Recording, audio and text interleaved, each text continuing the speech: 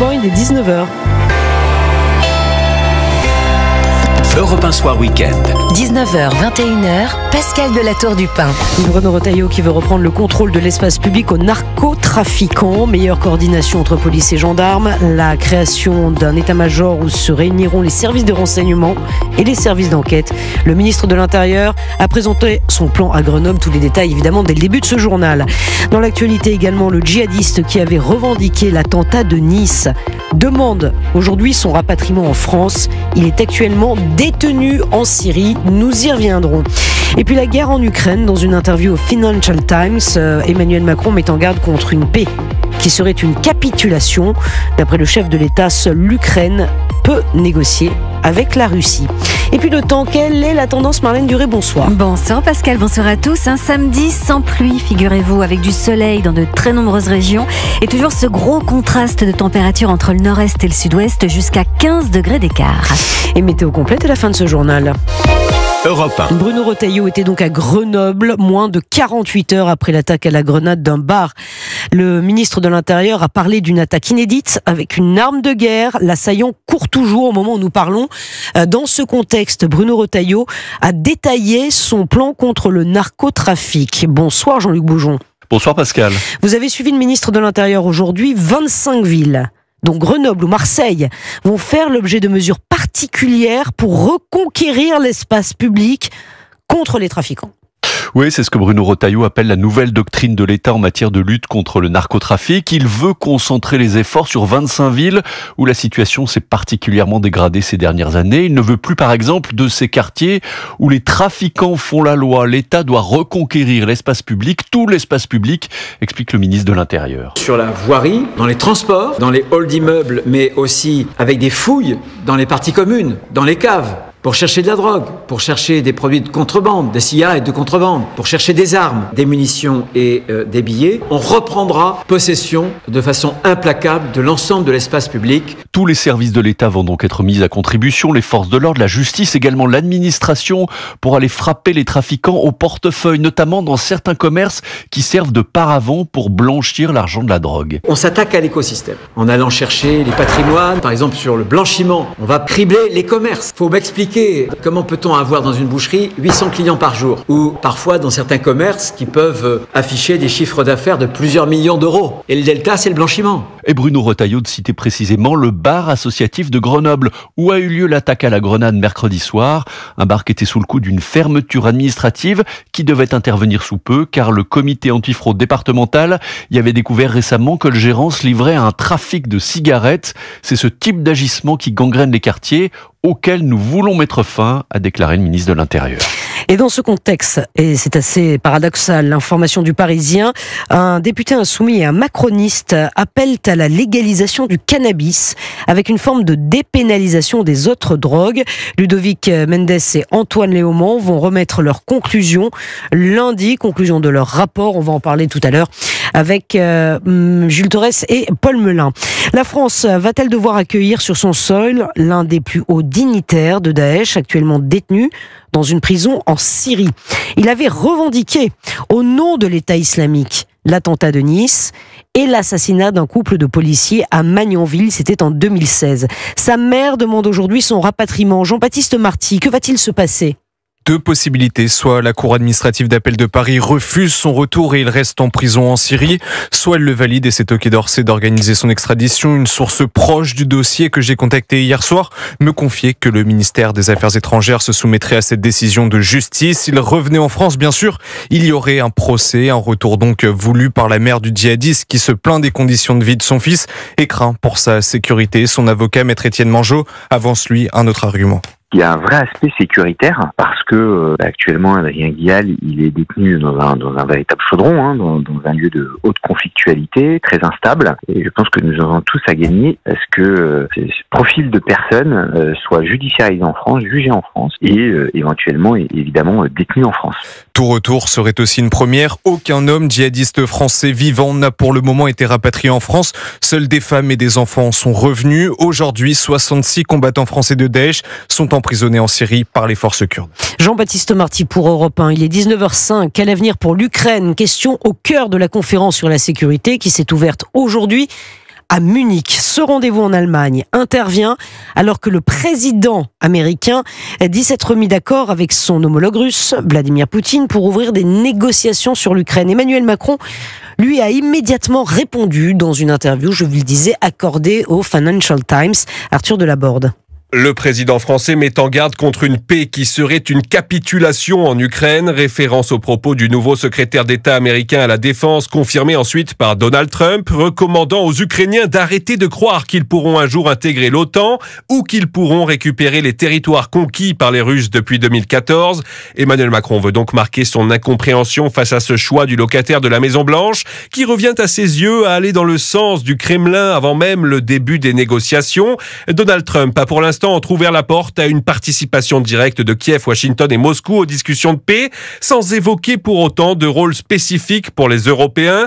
C'est pourquoi Emmanuel Macron insiste sur la nécessité pour les 27 d'être également à la table des négociations et au-delà d'être intégrés à la future architecture de sécurité du continent, une manière de rappeler qu'il a été le premier chef d'État à évoquer l'envoi de troupes au sol en Ukraine pour garantir la sécurité du pays en cas de cessez-le-feu avec la Russie.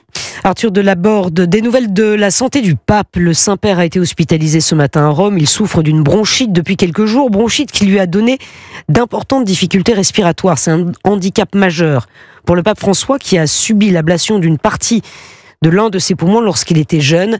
Les rendez-vous Antonino Gallo Faro de ces 3 prochains jours ont été annulés. Oui, son état inquiète depuis bientôt une semaine.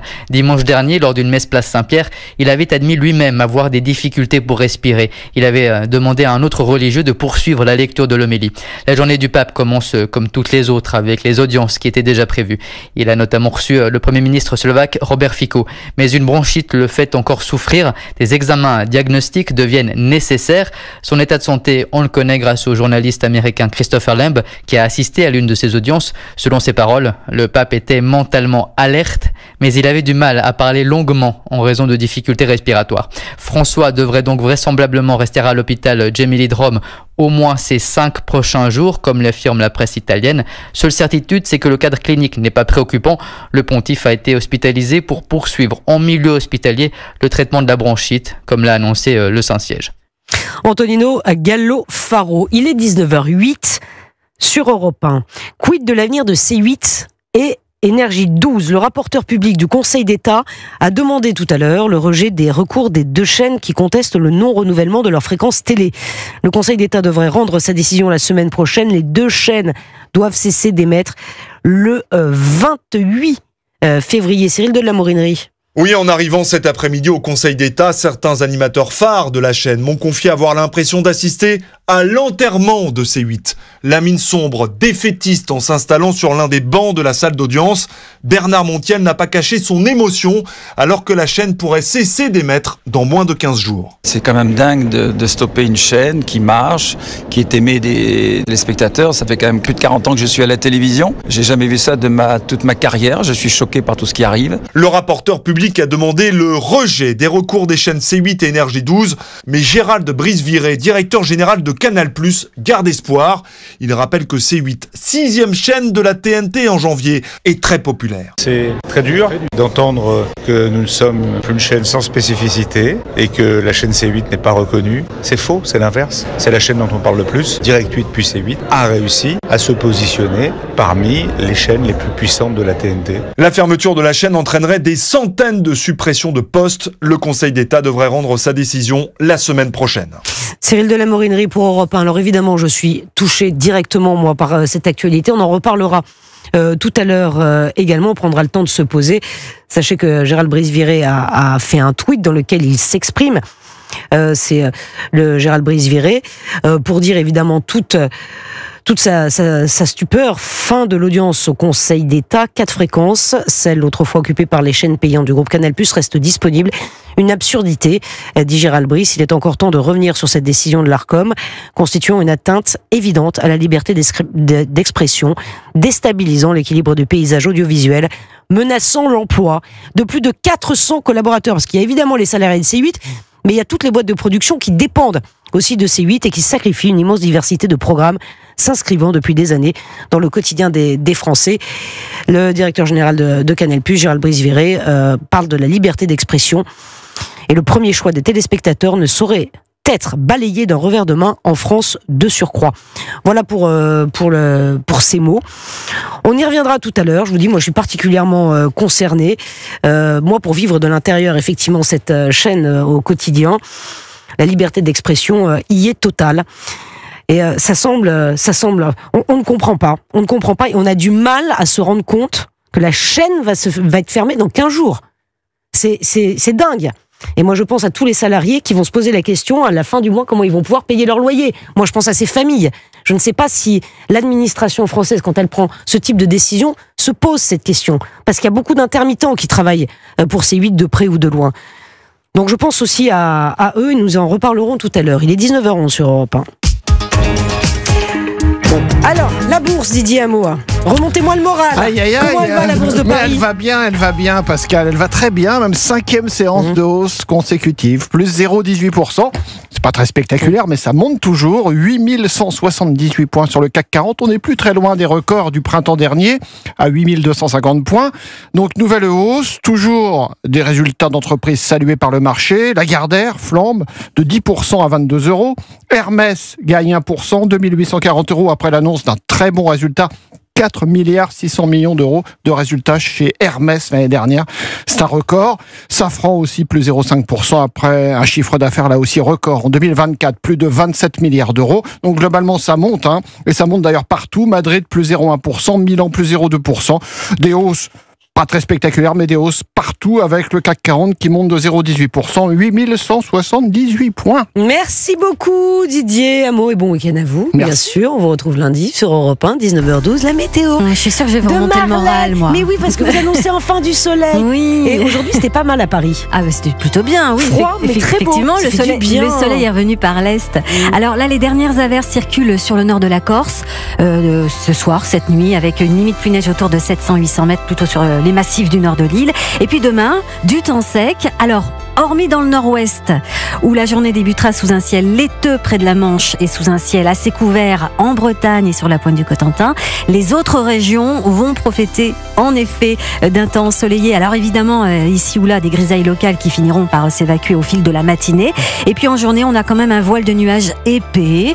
En tout cas, il va s'épaissir et il va s'étendre aux régions du quart nord-ouest jusqu'au Poitou-Charentes, au nord du Poitou-Charentes, à l'Île-de-France et à l'est des Hauts-de-France. Et les températures continuent de faire le grand écart. Oui, alors je vais commencer par vous parler du matin. Vous avez dit il fait froid. Et ben demain matin, les températures baissent partout. Retour des gelées généralisées sur une grande moitié nord. Jusqu'à -6 à Clermont-Ferrand, -5 à Nevers, -4 à Nancy, -1 à Paris et Limoges, 0 à Nantes. Et puis en journée. Mais à quelle heure le -1 à Paris et tout ça, là, ces températures? Vous dites le matin, mais c'est à quelle heure? C'est les minimales. Mais vous posez. Non, mais vous posez jamais la question. Vous dites à quelle heure? À 10h ou à 6h du matin? Début de matinée, c'est sûr, parce qu'une fois que le soleil se lève, déjà, vous voyez, en fin de nuit, début de matinée, vers 4, 5 heures, peut-être 6 heures, ça dépendra. Je ne sais pas, je peux pas vous dire précisément, mais si vous voulez, demain, Anthony Kazmarek, qui sera là, dépotron-miné, vous dira tout ça.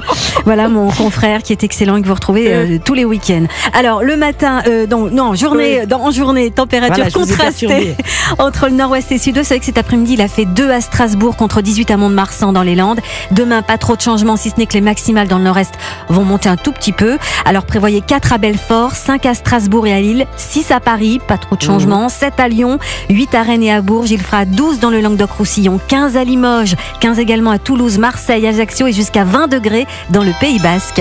Merci beaucoup Marlène, à tout à l'heure. J'ai une petite pensée pour tous ceux qui sont sur la route parce qu'ils partent en vacances. Oui. Voilà, parce que ça y est, la zone B est en vacances ce soir, elle rejoint la zone C, la zone A, il va falloir encore attendre une petite semaine. Bon courage.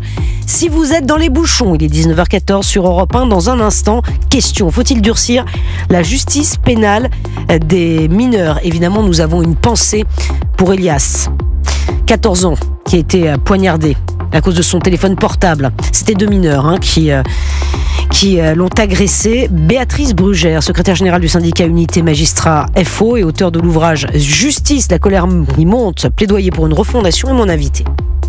Europe 1.